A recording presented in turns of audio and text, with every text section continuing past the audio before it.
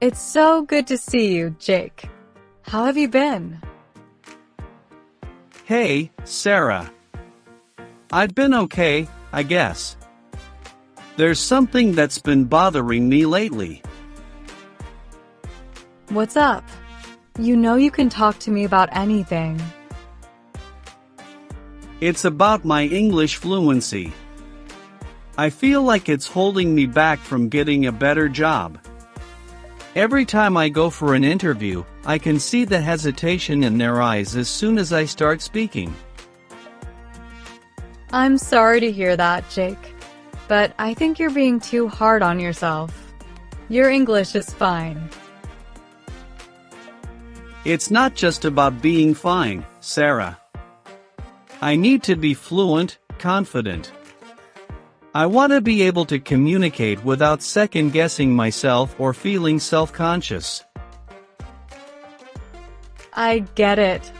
Fluency is important, especially in a professional setting. But it's not something that happens overnight. Have you thought about specific ways to improve your English? I've tried a few things, like watching English movies and reading books, but it doesn't seem to be enough. I still struggle with speaking fluently and confidently. Those are good starting points, but there are other strategies you can try. Have you considered joining an English conversation group or taking a class focused on speaking skills? An English conversation group? How does that work? It's basically a group of people who get together to practice speaking English. The idea is to create a supportive environment where everyone can practice and improve their speaking skills. It can be really helpful because you get to practice in real-time conversations. That sounds interesting. Do you know where I can find one of these groups? There are usually community centers or local libraries that host them. You can also check online for meetups or language exchange programs. Sometimes universities offer them too, even if you're not a student. I'll definitely look into that. Thanks for the suggestion, Sarah. No problem. Another thing you could try is finding a language partner. Someone who is fluent in English and wants to learn your native language.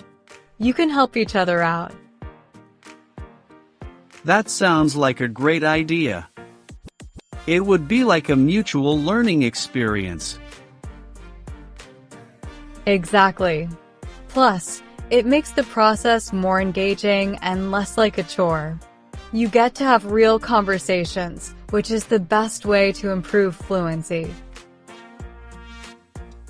I never thought of it that way. Do you have any other tips? Definitely. You could also try recording yourself speaking and then listening to the recordings. It helps you identify areas where you need improvement and track your progress over time. That sounds a bit awkward. It might be at first, but it's really effective. It helps you get used to hearing your own voice and noticing the little things you might not catch in the moment. Okay, I'll give it a shot. Anything else? You could also try joining online forums or discussion groups where people talk about topics you're interested in. Engaging in written conversations can also help improve your fluency and build your confidence. That's a great idea. I could find groups related to my field of work. It would help me with the technical vocabulary too. Exactly. And don't forget to immerse yourself in the language as much as possible. Listen to podcasts, watch TV shows, and read articles in English. The more you expose yourself to the language, the more natural it will feel. Thanks, Sarah. I really appreciate your advice. I feel like I have a plan now.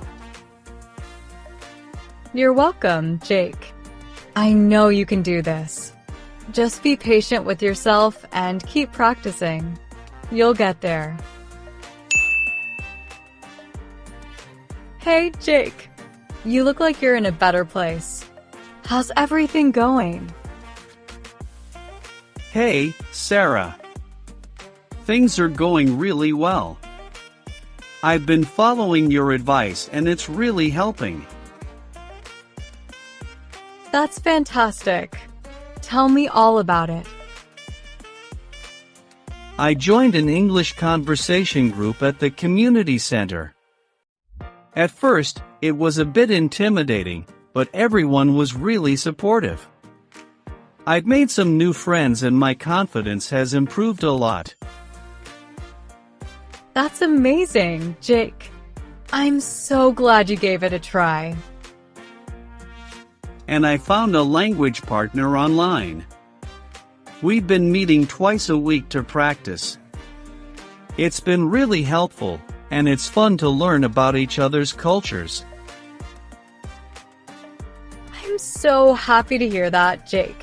It sounds like you're really making the most of these opportunities. I also started recording myself speaking, like you suggested. It was awkward at first, but it's made a big difference. I can hear my mistakes and work on them. I knew it would help. It's such a useful tool.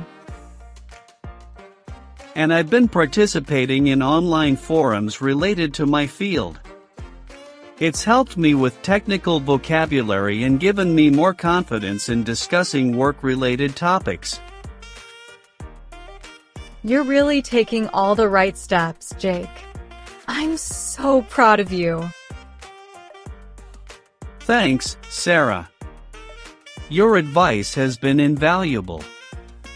I feel like I'm finally making progress. You're doing great, Jake.